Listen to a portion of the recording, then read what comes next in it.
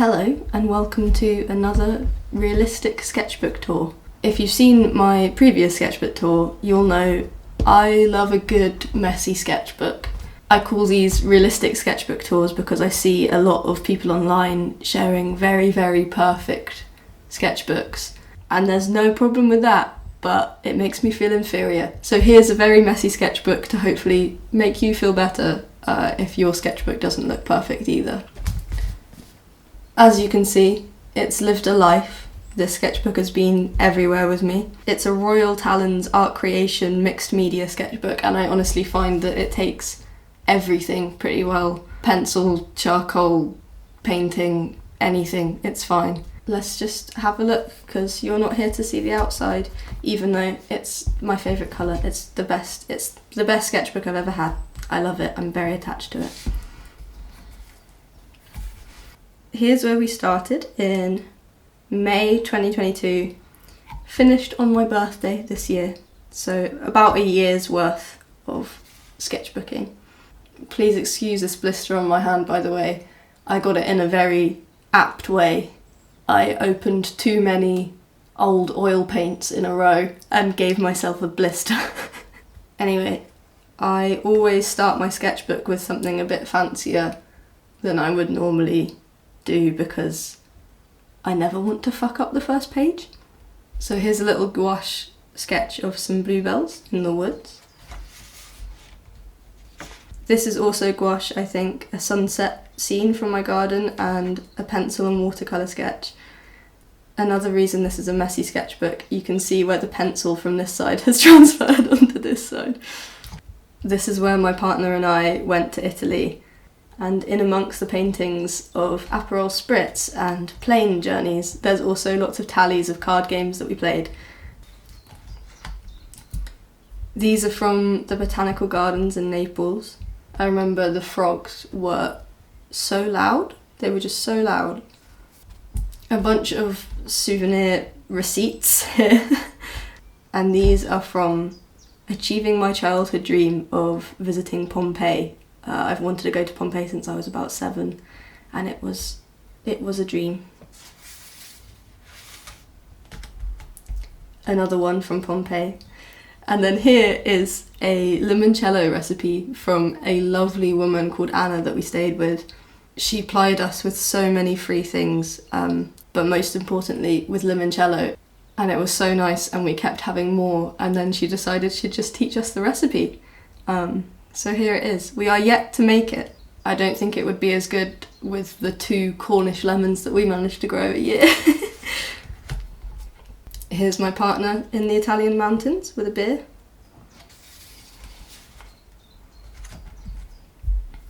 Italian leaf, Italian goat, Italian houses. In this sketchbook you'll see that I mess around a lot with things that aren't my usual style, like this is a lot more kind of illustrative, I guess. Food. This was obviously the best thing about going to Italy. To be honest, I probably could have just sat and painted the food for hours as well as eating it. And the mozzarella, man. I did not know that mozzarella could be so good. I can't describe. It was so good. Here are the first blind contours of the sketchbook. We've got pretty far in without blind contours, which are my favourite thing. If you don't know, I spent my life doing blind contour drawings. And here is a biro sketch I did on the way back of 2 lovely, lovely Italian men who knocked on our door and then plied us with beer and limoncello and homegrown strawberries and fried snacks and all sorts. They were brilliant. Here's a watercolour sketch of the beautiful warm water. And then we're back home, and my best friend had a baby. But I've written here, real baby is much cuter, which is true. This doesn't really do her justice. More blind contours, of course. I actually can't remember doing these. I don't know if I was having a bad day here. This just seems like angst in a painting. These were just some watercolour doodles I did out in the sun. Here is where I started planning my Christmas cards, and honestly, planning out Christmas cards in like, I don't know what time of year this was, it was like September or something. That was too much for me, that was too early. A collage aubergine. I actually got really into collaging this year. I think it's a really good exercise in like colour theory and value and stuff, because you have to find the specific shades and tones in magazines and rip them up. Sometimes you'll rip out a page and you think that's the exact right colour, and then you put it next to something else and realise it's not. Here's a pen sketch of some rocks and the sea. I'm not very good at these. I don't really know what to say about my own art, to be honest. Here are some lino prints I did of some bread. I've realised whenever I do printmaking, like whenever the medium's a bit more graphic, I always do plants or food. Plants or food, that's all I know. This is when I got some quite serious art block. If I'm honest, I spent most of last autumn not doing any art. So I made myself basically just a random list of 10 themes to paint every day. This one was mythology. These were some 10-second sketches. I think my prompt for this one was end of summer. I actually quite like this as a, I don't know, as a composition maybe, not as a finished product, but the prompt for this one was saturated, and again, as you can see, pencil has rubbed off onto this from that side. I could try harder to protect the things in here, but I'm really not that bothered. The prompt for this one was nostalgia. I'll be honest, I don't like it. So if you blur your eyes, you can slightly better see that it's supposed to be people sitting around a fire, but not my best work. Prompt for this one was monochrome, I think. For this, I picked a song and then based a painting on a song. This song was Strangers by the Kinks. Self-portrait, blind contour, of course. Abstract. I actually had so much fun doing these. I don't like them. I feel like people think I'm being self-deprecating when I say these things. I'm perfectly okay with not liking them. Honestly, I had a great time. I don't like the outcome, but it was so nice to just do something like, while only very vaguely thinking. Would 100% do again, even if I don't like the outcome. It was really nice kind of art therapy. Blind contours, of course. More planning for Christmas cards. Not cheesy, I've written in capital letters. And these were some sketches that I did actually turn into the finished designs for my Christmas cards. A page full of eyes. What the hell is that one? Is that an owl's eye? What is that? Me and my partner went to Wales at this point, and again, we've just scored our card games over the top of my paintings and drawings. More food, a fry-up, delicious.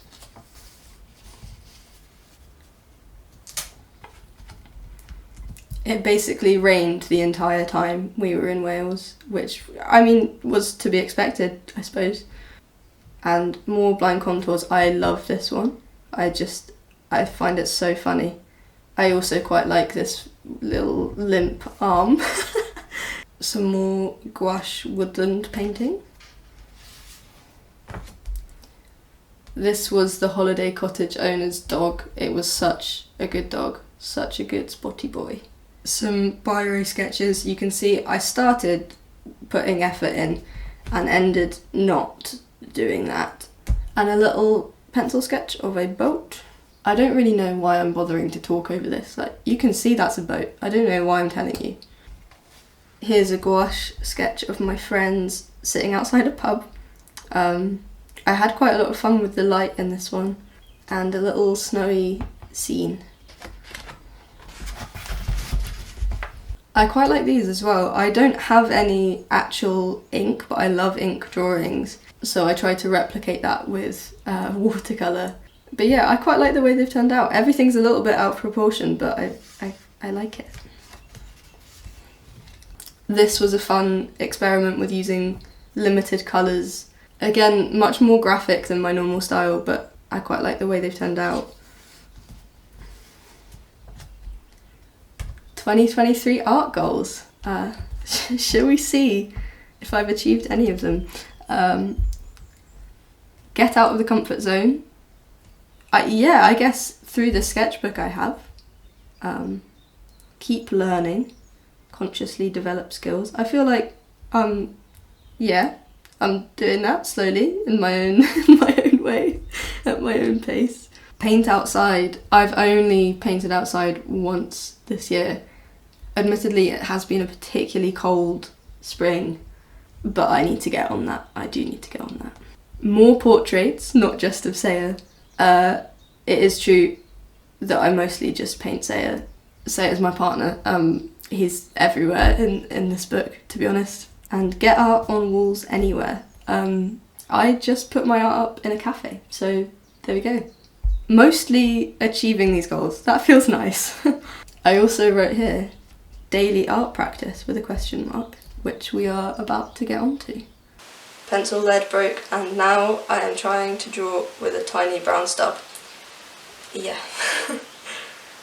This was more life-related 2023 goals.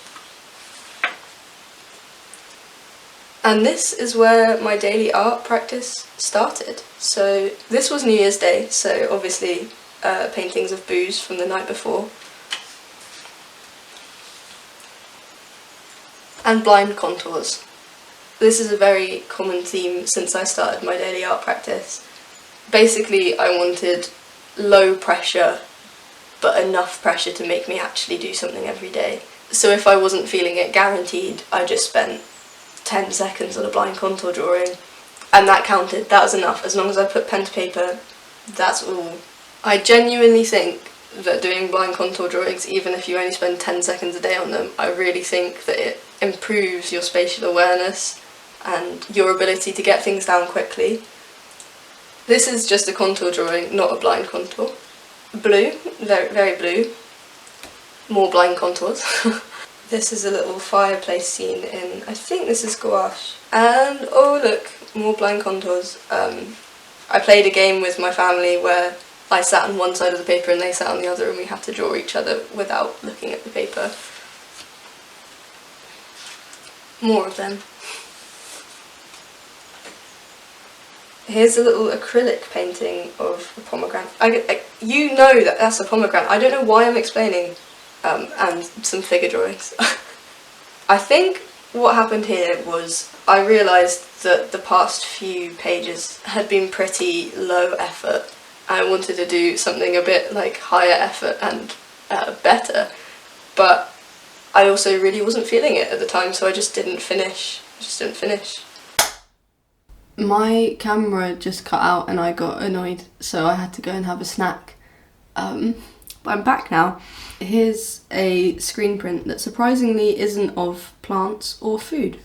This is an art exercise that I was taught in the brief period of time that I was at art college. Basically, you draw a bunch of circles and you give yourself a super limited time to make the circles be things that aren't circles. A few biro doodles. This is a zine I made about how much I hate winter. It's called Wintry, a January feeling. Feel free to pause and read if you would like.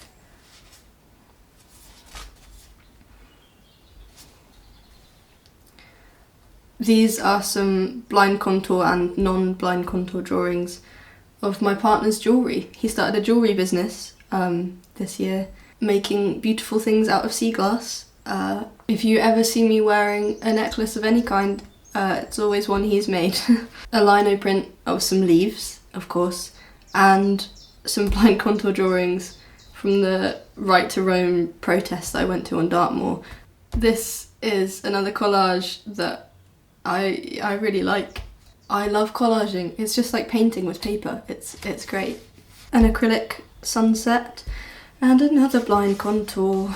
Okay, blur your eyes, and it looks quite good. If you focus, it's a little bit of a mess because I used pastels, which I'll admit I'm not used to using, but I also decided to go small with pastels like this big. I don't know what I was thinking. Anyway, yeah, blur your eyes and then it's alright. Another collage, truly in my collage era. This is a blind contour I did of a Manet painting and then I added some colour afterwards. This was a funny one because I was not feeling it on this day. I sat down on the sofa at about 9 PM and was like, oh shit, I have not done my daily art. So I forced myself to do something that was more than I wanted to, and actually I ended up really liking it. Again, one that's maybe better if you blur your eyes, but still. Underneath this paper, we have a bad hand. I'm clearly not completely over the fear of having a bad and messy sketchbook, because sometimes if I do something that I truly think is awful, I have to label it as bad. I guess so that future me knows that I think it's bad. I need to stop doing that. And here are some paper cutout dolls I made as if I'm 5 years old. I had a great time. More blind contours. Is anyone sick of them yet? I'm not sick of them. But is anyone else? This is not a very good pencil. And some more blind contours. These ones aren't actually mine, these were by Saya. And I don't know what's going on here. I'm proud of myself for not labelling it bad. So, a little sketch of Saya and a doodle of my cat in boots. I feel like this was a very low energy phase of my art practice. Here's where I started drawing a tangerine and didn't finish. This was a weird little writing, I don't know what to call it, poem. It's not quite a poem really. These are some stamps I made on a tiny little scrap of lino. You can't actually see what they're supposed to be. It's meant to be some kind of animal, a sheep or a cow. I wasn't particularly fussy, in a field with the moon and the stars and stuff, but it didn't print very well. This is a Sylvie classic. I don't know how there haven't been any of these in the sketchbook so far, but every single one of my sketchbooks always has at least one painting of raindrops in it. And I always do them when I'm hungover. I guess it's sort of pathetic fallacy, really. Goat blind contours and some more lino stamps. I feel like this is when my art energy started coming back. We've got an ink drawing here of a cool 1920s woman and a real actual painting of Dartmoor. Yeah, it was when my art energy started coming back because then I got ill and I was really annoyed about it. Blind contour paracetamol. Yeah. For the last few pages of the sketchbook, I got obsessed with using these three colours. Sometimes I would mix them together to see what colours I could make out of them, and sometimes I'd just use them on their own, but I really like the combination. I don't know why. A weird little collage-y thing and some doodles. This is from when I went to a market. These are the doodles of things that I saw there, and this is just my own notes about what I sold. Not particularly interesting. More blue and pink and orange. Blind contours, of course, of plants in my garden. These pebbles took me an absolute age. I don't know what I was thinking. I sat down on the beach and I was like, yeah, I'm gonna draw these pebbles, and I just sat there for about 2 hours drawing pebbles. This was me experimenting with mixing those three pen colours together. You can pretty much mix any colour. I mean, the green's a little bit muted. So yeah, that was an interesting experiment. I had quite a lot of fun with this one in a style that I don't usually use. A bit more illustrative. Oranges, lemons, eggs, cats. I've fully given up coming up with information for you. I'm just pointing to things and telling you what they are now. This is the same image but done in biro and then in watercolour. And here is a lino print of some strawberries. This was from a typography workshop I went to, and I made the word leaf out of a leaf. A crying child. I was having a bad day on this day. I was grumpy and tired, and I wanted to make something, but nothing was inspiring me, and then I was like, well, I should just draw what I'm feeling. So I drew a crying child.